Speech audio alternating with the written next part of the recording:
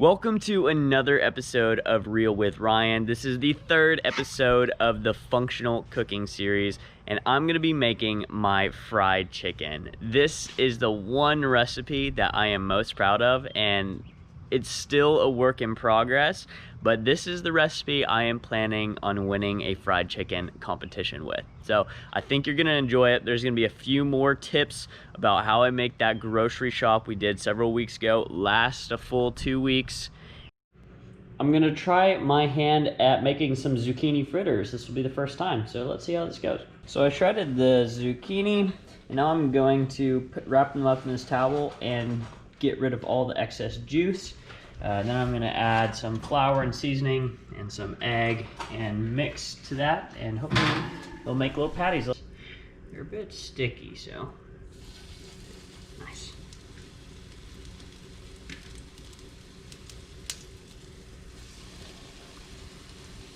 Gonna let them fry on each side for probably, check them in 5 minutes. So I flipped them over after probably 4.5, 5 minutes, and they got a touch crispy, but I think that will be okay. So here's the meal. Last meal of the last grocery shop. Got green beans, sauteing. This actually came from my mom, stepmom. Got zucchini cakes, which are really good. First time I've ever made those. And we're using up our emergency pizza. I'm gonna show you on this next recipe how to make the most delicious freaking fried chicken. And so, you know, I'm eating more of the stir fry, but we're starting to run out of that. And so I'm gonna make a marinade for my fried chicken using buttermilk. And so I don't actually have buttermilk, but I'm gonna show you how to make it. So I have whole milk, and I have 2 cups of whole milk, and what we're gonna do is simply add 1 tablespoon of vinegar for every cup of whole milk.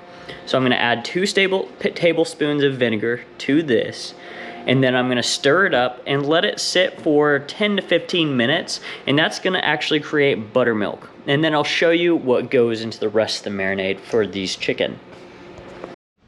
It's been about 15 to 20 minutes, and here's the milk, and you might be able to see there's a little bit of curdles on there. Not a ton, but just a little bit.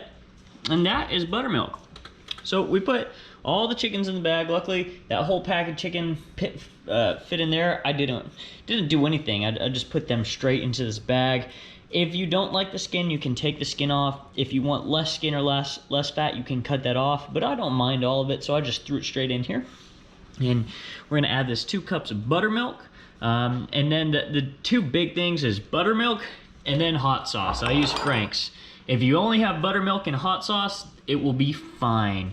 But then you can add salt and pepper. I'm gonna put some garlic powder. I'm gonna put some Worcestershire sauce. And then some cayenne pepper and smoked paprika. And this is something, I don't do the same amount of any of this every time. I just kind of eyeball it. I put in the milk, I put in a good amount of hot sauce, and then just kind of eyeball the rest, and you hope it turns out. But one thing I've learned, I added in a whole bunch of that stuff, all of this. I shook it around, and that is it. I'm gonna put it in the fridge. I would highly, highly, highly recommend doing this the day before you cook the fried chicken. Giving it overnight to rest is gonna be delicious. And I might actually leave this in the fridge for a few days. It is Monday evening, and it is time to prepare another meal. Today, we are going to make this fried chicken that I showed you how to make the batter of. I think I made that Friday or Saturday, but that's ready to go now. And then I'm also gonna make broccoli, and I'm just gonna roast this. It's gonna be simple and delicious. So for this broccoli, we're gonna start by washing them, which I did, and then drying them well. So actually we'll take these after I wash them, go outside with them, and I fling them. And so I hold it here and I fling it. And so that flings all the water off. You want them as dry as possible. And then I'm simply gonna, after I cut them loosely, I don't mind having big chunks, just cutting the crowns off. Doesn't have to be perfect. Okay, so now these are super simple from here. I cut them all up and they're on there. I'm just gonna douse it with olive oil. And I like to use a decent amount here, probably 2 tablespoons of olive oil. So 1 tablespoon for each floret head. And so this is where the recipe starts. So you do olive oil and then do crushed black pepper, sprinkle some salt. And honestly, if all you have is olive oil, salt, and pepper, you can leave these there and they will be very, very good. But I'm gonna add a little bit more just to zing it up a touch. I've got some garlic powder. Now, if you had garlic salt, you could use less salt and use garlic salt, but I'm just gonna do a light sprinkle of garlic powder. I've got crushed red pepper for just a touch of kick here and there. Not too much, but just a little bit of that. And then lemon pepper. This is okay. Now it's time to make the flour dredge for our chicken thighs. And so there's a whole pack of chicken thighs, so I'm probably gonna start with 3-ish cups of flour. We're gonna add some more seasoning. So I'm gonna do a decent amount of garlic powder. And you know, for this flour dredge, you really can't go wrong with extra seasoning. Lots of people are very light on their seasonings, and I understand why. You don't want to use a ton of them. So that was salt, pepper, garlic pepper, or garlic salt, garlic powder. Jeez. Some of that lemon pepper. I really love the lemon pepper with chicken. Smoked paprika. And I like a good amount of smoked paprika and cayenne because I like hot chicken, and so this is basically going to be hot fried chicken without the use of any sauce. So the crust will be spicy and flavorful from the dredge. So here are the broccolis. I got them out and they've got this kind of brown crispiness to them. I'm gonna let them sit there, and now it's time to start dredging the chicken. So start dredging. Open this bag of chicken. One little secret trick is if you pour a little bit of the wet batter into the flour and you mix that up, it makes these little clumps that turn into big crunchies on the chicken. It's really good. Okay, now you're just gonna take your chicken one at a time, throw them into the batter, and then cover them. Okay, so you're gonna press that batter, that flour, into the chicken firmly, and you're gonna wanna get it real coated. After each piece is coated, you're gonna tap it gently to remove some of the excess flour. So I have dredged all these guys. They're covered in flour, thick coat of flour and that spice mix. And so now I'm gonna let these actually sit for probably 15 minutes, and then I'm gonna start heating up the oil, which will take another 15 minutes. It is really important to let this spice mix kind of sit on the chicken because then it will make that crust just extra dense and crispy and delicious. So I'm gonna let these sit out for a little bit. And now I filled up my wok with some oil. I used some oil from the last fry and then more vegetable oil, but you can use any sort of high temperature burning oil, canola oil, vegetable oil, peanut oil.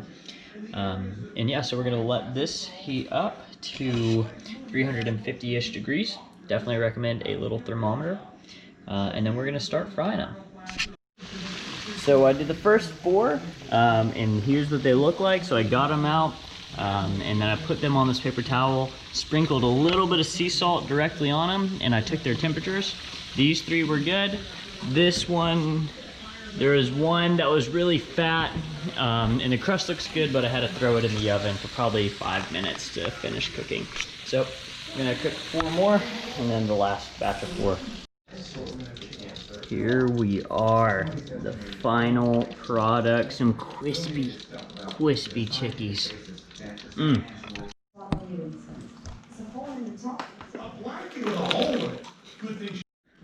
Last night I cooked that delicious fried chicken and broccoli, and today I'm gonna eat that for lunch leftovers and dinner leftovers, but I'm going to also cook the sweet potatoes I got, and I'm gonna show you how to do that, and that's really gonna wrap up this week for these potatoes. You're gonna start by just washing them in the sink with cold water and letting them drip dry in a rack or drying them with a towel and preheat an oven to around 400 degrees.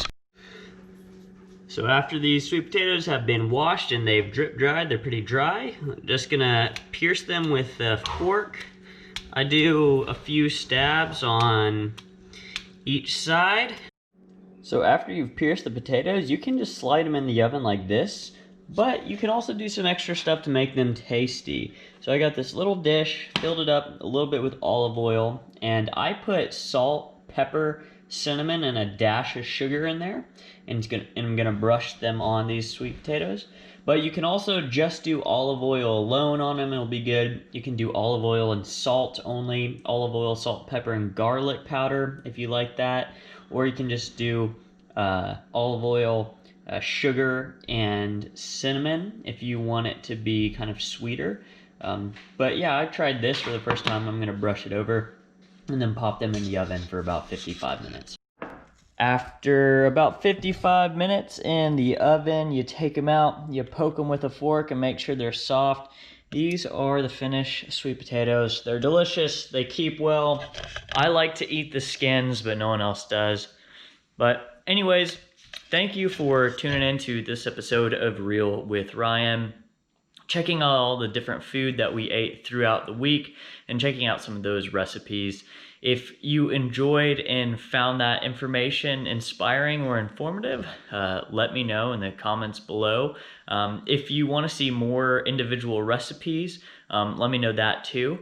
But yeah, I hope you kind of learned a lesson from how me and Emily shop, prepare, and eat our food throughout the week, and how we stay healthy and save money and still eat delicious meals.